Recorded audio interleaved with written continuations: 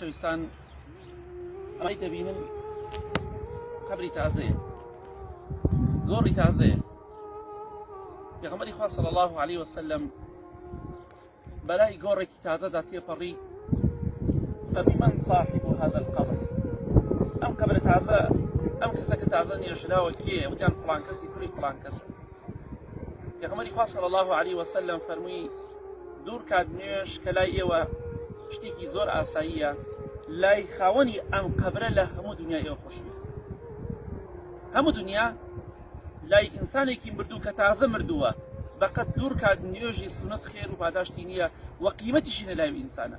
کەواتە ئینشەڵڵا بە قەبرەکەمان لەبیر نەچێت، گۆڕەکەمان لەبیر نەچێت. ڕۆژێکی شەبێ ئێمە ئاوا قەبرەکانمان تازە دەبێ و ڕۆژێکیش دەبێ وەکو ئەو قەبرانێتە قەبرەکانمان کۆنە دەبێت. ئەمە قەبری تازەیە، خوالیان خۆش بێ، تازە مردوونە، بەڵام ئەوانە کۆنترن. ڕۆژێکە بێ شوێن لەوانی ئاسەواری قەبرەکەشمان نەمێنێت.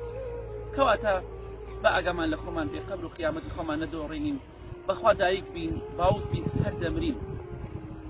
ئەو تا گۆڕە دەبینین کەسێک بە بەردی بچووک و نسوەتی باوەکیان، ئیتر بزانە کچێتی یا کوڕێتی، باوکی مردەوە.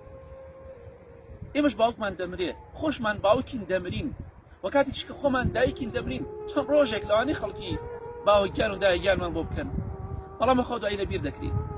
کەواتە بە ئەو ڕۆژەمان لەبیر نەچێت. بەخوا شوێنێکی سام ناکە. پێغەمبەری خوا فەرمووی صلی الله عليه وسلم هیچ شتێکم نەبینیەوە بەقەت قەبر ترسناک بێ. ترسناک براکە، بەس بیرێ بکەرەوە ئاوا بەچێت دەهێڵن خۆت و کردەوەکانت، خۆت و چاکە و عیبادەتەکانت، یا بەڕووی چاکە و خواپەرستیەکانی خۆت دەبیتەوە، خوا ڕەحمەت لێکا و دەرگای بەهەشت لێکاتەوە، یا خوای گەورە غەزەبت لێکرێ، خوای گەورە لێت تووڕابێ. بۆیە براکانم، خوشکەکانم، ئەم ڕۆژەتان لەبیر نەچێت. بەخوا باوک بی، دایک بی، باوک و دایک نەبی، هەر دەمرین. بۆی ئینشاڵڵا ئێمەش دەڵێن خوای لە مردوەکانمان هەمویان خۆش بە و ئێمەش وا لێ بکە بەردەوام ئەم شوێنە ترسناکەمان لەبیر بێ، بۆی تۆزێک چاوقایمی کەم بکەینەوە بە خۆمان دابچینەوە.